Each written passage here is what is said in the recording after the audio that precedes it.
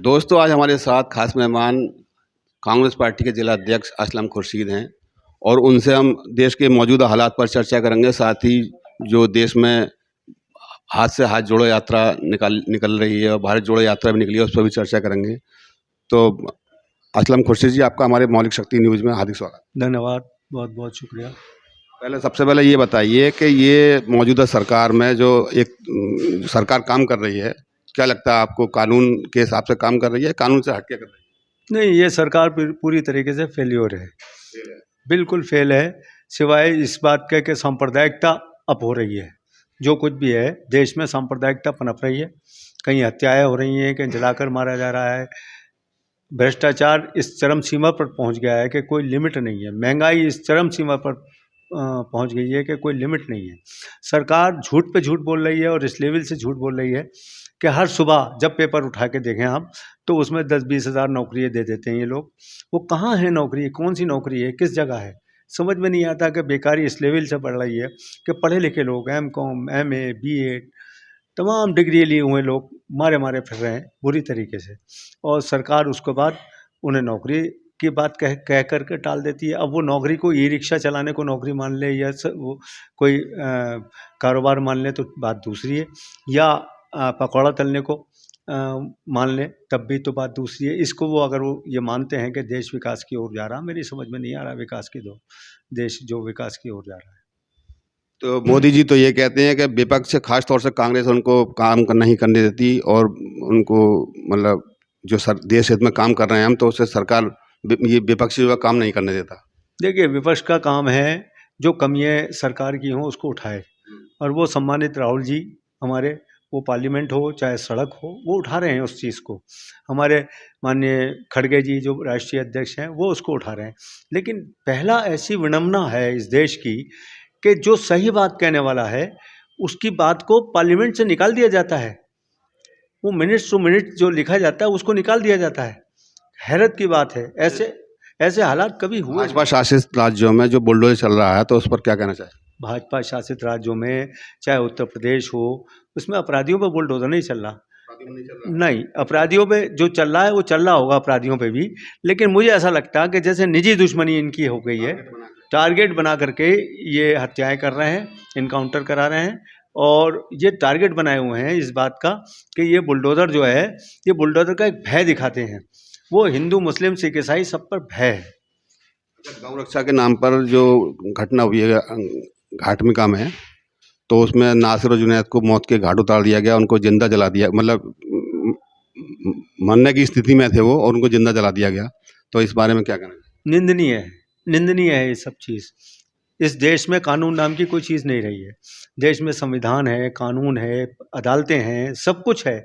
यहाँ पुलिस है, और हैरत की बात है कि मैंने एक अभी वो देख रहा था रवीश कुमार जी का, कि पुलिस थाने उसको ले गए उन दोनों लोगों को और उनको कहा कि इनको गौ हत्या में गिरफ्तार करो। कोई प्रूफ नहीं उसका, उनको दोनों को गिरफ्तार करो। पुलिस ने उनको गिरफ्तार करने के बजाय उनको भगा दिया वहाँ से कि इसको ले जाओ, ये मरने वाले हैं, और नतीजा ये कि उसको जला करके मार दिया गया। ऐसी परिस्थितियों में अभी 2 महिलाएं, वहाँ बुलडोज़र चला है कानपुर में देहात में, 2 महिलाएं ब्राह्मण परिवार की, उनको जलाया गया। पूरे उत्तर प्रदेश में कांग्रेस ने, वहाँ की जो पुलिस है हरियाणा की, उसने ठेका दे रखा है।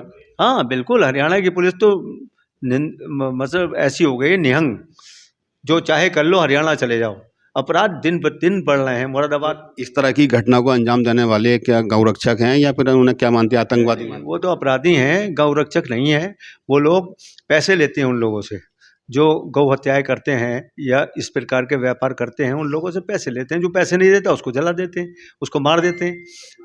घटनाएं, आपराधिक घटनाएं बढ़ रही हैं। मुरादाबाद की आपराधिक घटना हुई है अभी, एक बहुत बड़ा सीए मार दिया गया। आज 8 दिन होने को आ रहे हैं, उसकी हत्या का राज नहीं खुला। अच्छा, 2009 में अजहरुद्दीन चुनाव लड़े थे मुरादाबाद से, उनकी जीत हुई थी। 2014 में आप कांग्रेस पार्टी की हार हुई मुरादाबाद से, 2019 में हार हुई। अब 2024 में क्या लगता है?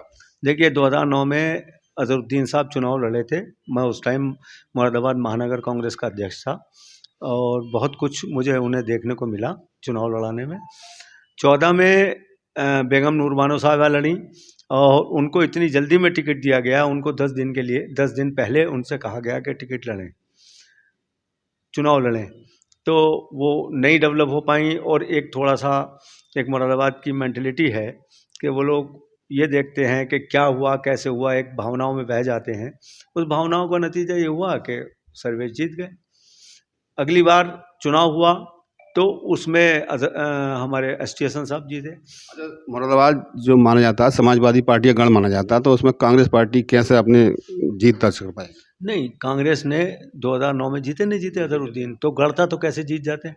आज परिस्थितियां 2009 के अनुकूल हैं बिल्कुल। हाँ बिल्कुल, आप ये देखिए 2009 में जो हालात हुए थे वो आज देश के हालात हैं। 127 सीटें लेने के बाद जो मैं समझता हूँ कि 95% से ऊपर वोट, मुस्लिम वोट संभवतः समाजवादी पार्टी को मिला। उसका नतीजा ये निकला कि मुरादाबाद में 5 विधायक समाजवादी पार्टी के, 6ठा विधायक जो है वो हारा भी हारा नहीं है, चाहे वो बेईमानी से हारा हो चाहे हारा ना हो। बहरहाल उसको इतना वोट मिला कि वो विधायक के बराबर है लगभग, बहुत 700, 800, 900 वोटों से हारा। लेकिन 5 विधायक होने के बाद, एक सांसद होने के बाद मुरादाबाद की जो परिस्थितियां हैं उसमें किसी प्रकार का सहयोग जनता के बीच नहीं है। हम लड़ाई लड़ते हैं, कांग्रेस लड़ाई लड़ रही है। मुरादाबाद का स्मार्ट सिटी के नाम पे बुद्ध बाजार को तोड़ के फेंक दिया गया। जितनी लूट खसोट किसी लेवल पे, प्रशासनिक लेवल पे हो रही है उसकी कोई लिमिट नहीं है, उसकी कोई लिमिट नहीं है। ऐसा है कि खुलेआम, जैसे मतलब मैं ये कहता हूँ कि कहना नहीं चाहिए मुझे कि मेरी 40 साल की राजनीतिक ज़िंदगी है, उस 40 साल में मैंने कभी भी ऐसी परिस्थितियाँ नहीं देखी, ऐसे हालात नहीं देखे जैसे अब निहंग होके। नगर पालिका है सुनने के लिए तैयार नहीं है, नगर निगम है सुनने के लिए तैयार नहीं है। तमाम सड़कें टूटी पड़ी हैं, नाले टूटे पड़े हैं स्मार्ट सिटी के नाम पे। जो जिनके आशियाने बने थे उन आशियानों को तोड़ा जा रहा है, अभी और तोड़ेंगे। अभी तक भय है लोगों पे कि वो फिर दोबारा से शुरू करने जा रहे हैं। तो ऐसी स्थिति में देश का क्या होगा। ठीक है, हमारे 2 पुल बंद कर दिए गए, एक संभल फाटक का चौराहे का और दूसरा पुल कपूर कंपनी का। दोनों पुल की कोई वैकल्पिक व्यवस्था नहीं की, पुल बंद कर दिए। जैसे आदेश होता ना, राजा महाराजा औरंगजेब हुआ करता था कि इस कब्र से आवाज़ नहीं आई, इस मज़ार से आवाज़ नहीं आई, इसको शहीद कर दो, ढो दो, उसे तोड़ दो। ऐसी परिस्थितियाँ हैं। अच्छा, 2024 के लोकसभा चुनाव में कांग्रेस पार्टी जीत दर्ज करेगी या फिर नशा, जो धर्म का नशा है, वो कामयाब होगा? नहीं नहीं, जीत दर्ज करेगी, मुरादाबाद में जीत दर्ज करेगी। हमें हालात नज़र आ रहे हैं। हमें बिलारी में जो मुरादाबाद में ही, देश में भी करेगी। देखिए हमारा एक कैलकुलेशन है, हम 2014 में सरकार बनाए, उससे पहले नरसिम्हा राव जी के टाइम में सरकार। जनता त्रस्त है, उसके बावजूद भी जीत हो रही है भाजपा की, तो ये क्या वोट कौन कहाँ से मिल रहा है? कहीं ना कहीं कोई कमी है, उसको देखना पड़ेगा। हमारा हाईकमान अभी देख रहा है। लगता है ईवीएम में भी कुछ घपला हो सकता है क्योंकि हालात ऐसे हैं। अच्छा, एक बात बताइए, जब मोदी जी और दूसरे जो उनकी टीम है आरएसएस है, तो हर चुनाव को गंभीरता से लेती है, लेकिन आपकी पार्टी कोई सा भी चुनाव हो उसे गंभीरता से नहीं लेती, उसकी तैयारी नहीं करती। अब तैयारी नहीं होती है तो जीत कैसे? आज का कार्यक्रम जो आपके सामने हुआ, शायद आपने शूट भी किया है, वो तैयारी है 2024 की। हम चीख रहे हैं, हम चिल्ला रहे हैं। एक परिस्थितियाँ, ऐसे हालात थे कि हमसे कुछ माइनॉरिटी, कुछ शेड्यूल कास्ट जो थे वो हमसे नाराज़ हुए। हमारा बेस वोट था वो नाराज़ हुआ किन्हीं कारणों से। और वो नाराज़ होने की वजह से जो सेकुलर बहुसंख्यक हमें वोट देना चाहता था, जो कांग्रेस माइंडेड वोट था, उसने जब ये हालात देखे कि ये माइनॉरिटी और ये शेड्यूल कास्ट हमारे साथ नहीं आ रहा, तो एससी वोट हमारे साथ नहीं आ रहा, तो वो फिर लौट के मजबूरी में भाजपा में चला गया। आज उन परिस्थितियों में खड़े हैं वो कि आज हमें माइनॉरिटी भी दे रहा है, हमें एससी भी दे रहा है, और अब वो सेकुलर बहुसंख्यक भी हमारे साथ खड़ा है। कैसे कह सकते हो आप? गुजरात में तो हार हुई है अभी कुछ दिनों पहले ही। और फिर हम कहाँ गुजरात में लड़े कैसे हैं? एक हमारे साथ बड़ी परिस्थितियाँ। तो कह रहा हूँ, गंभीरता से कहाँ लिया आपने चुनाव? गंभीरता से चुनाव लिया है, तभी तो हम वहाँ एक परिस्थितियाँ ऐसी हो जाती हैं। कुछ अलायंस वाली पार्टी हैं जो भाजपा के अलायंस से चुनाव लड़ती हैं। कौन सी पार्टियाँ हो? जैसे ओवैसी साहब हैं, ओवैसी साहब मुस्लिम क्षेत्रों में चुनाव लड़ा देते हैं, ब्लैकमेलिंग करते हैं कि नहीं तो हमें इतनी सीटें दो, हमसे अलायंस करोगे नहीं तो हम लड़ाएंगे। ओवैसी साहब और आप दोनों पार्टी बी टीम है, भाजपा की बी टीम है। वो लड़ाते वहाँ हैं जहाँ देखते हैं कि 2000 कांग्रेस कंट्रास्ट में है, कांग्रेस लड़ रही है, वहाँ लड़ाएंगे। और मामूली बात है कि अगर किसी रिक्शे वाले को भी टिकट दे देंगे तो वो 2000 वोट 3000 वोट काट लेता। उसी कांटे की लड़ाई में कांग्रेस हार जाती है। मोदी मीडिया के बारे में क्या कहना चाहेंगे? अब गोदी मीडिया तो बिल्कुल खरीदो फरोख्त हो गया। आपको अंदाज़ा है जो परिस्थितियां हैं, जो हालात हैं, उसमें देखें कि गुलाम की हैसियत से काम कर रहा।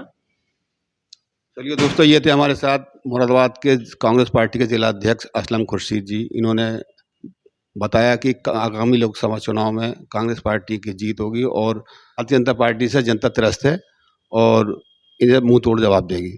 तो दोस्तों, मिलते हैं किसी नेक्स्ट गेस्ट के साथ। तब तक के लिए धन्यवाद। जय हिंद, जय भारत।